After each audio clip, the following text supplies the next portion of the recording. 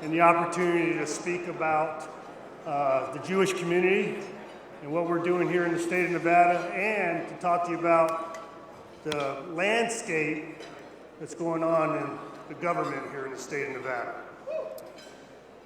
We welcome you with open arms, because here in Nevada, we unequivocally stand with Israel and with the Jewish community.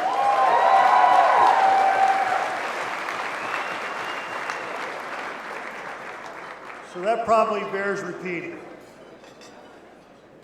Here in Nevada, we stand unequivocally and unapologetically with Israel and with the Jewish community.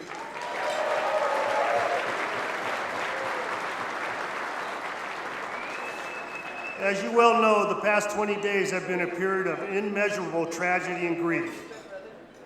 Immediately following the attacks, I spoke at Temple Beth Shalom here in Las Vegas to address the Jewish community, alongside Sheriff Kevin Mayhill of the Las Vegas Metropolitan Police Department. So before I make any further comment, please a round of applause for all the law enforcement officials here.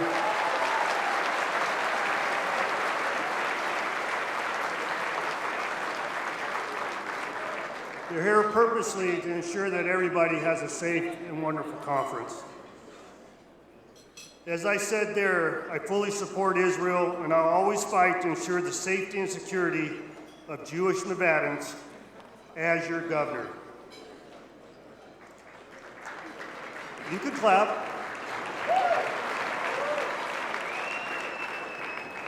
As Israel now exercises its right to defend itself from these vicious attacks, may we continue to pray for Israel, for the brave soldiers of the IDF, and for Israeli families who have lost their cherished loved ones. Together, we must stand strong, united against hate, and in full support of Israel.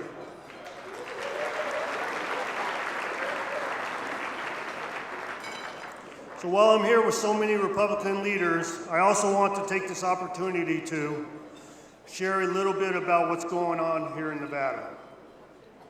As many of you know, Nevada made national headlines last year as we flipped the governorship from blue to red.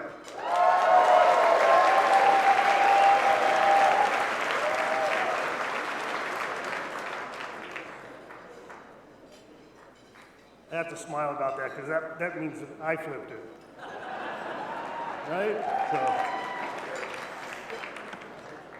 while we were able to secure key victories last November, we still have Democratic majorities in the Nevada State Senate and Assembly. But I know I can count on support from you in changing that landscape. So,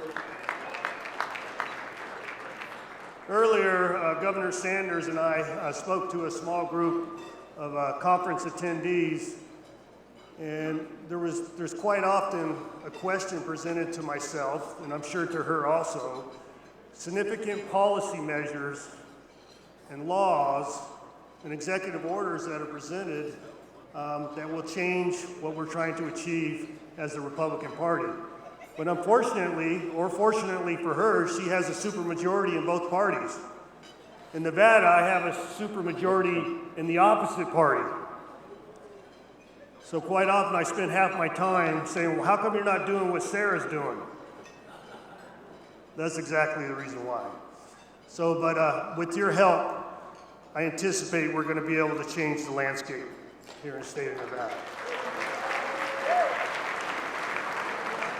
So to give you a sense of my priorities and what we accomplished in the last legislative session, even though we had a supermajority on the other side of the aisle, we were able to accomplish 75 vetoes. And you're like, so what does that mean, Governor? That means I set a record for setting vetoes. And that was as a result of bad legislation presented by the opposite party. And so my priorities as the governor for the state of Nevada was obviously to diversify upon the economy, have a stable tax environment, stable regulatory environment so businesses can come to Nevada and thrive and expand and be successful, to include education, Every Republican governor in the United States wants to improve education. And as a result, I injected $11 billion into the education budget, the largest budget funding in the history of Nevada.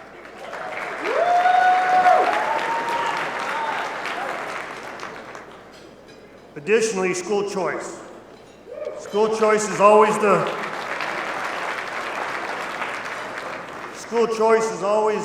subject when we talk about education, because we know the positive results and how it makes a difference. So as a result, at this last legislative session, we were able to get a modicum of school choice changes presented. We were able to continue to support voucher / opportunity scholarships. We were able to expand upon charter schools, but numerous of my items that I presented in the school choice never received a hearing or a vote. So we have to change the dynamic in the landscape, as I mentioned earlier, in order to have a positive effect of what we're trying to achieve in education. Additionally, for those you may not know, I had a 35-year job as a law enforcement official.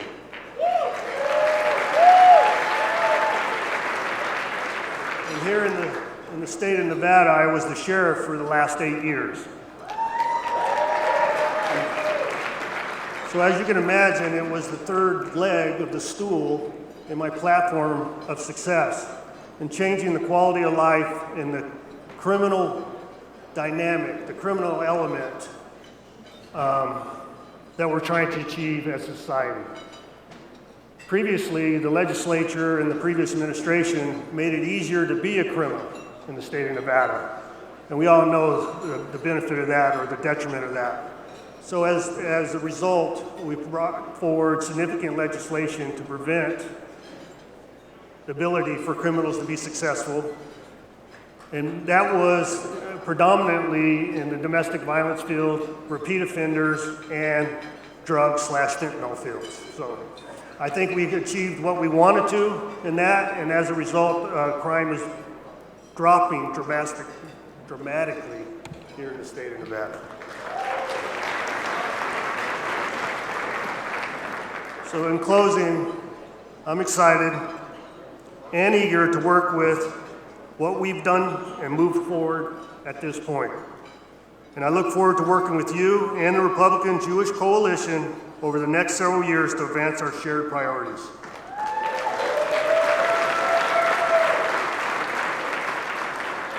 So thank you for having me tonight. The R.J.C. is always welcome in Nevada.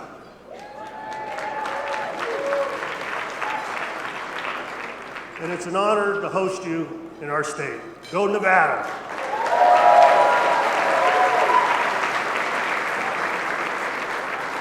So when my fellow governor, Sarah Sanders, comes up here and starts talking about Arkansas, remember where you're at. Everybody enjoy yourself.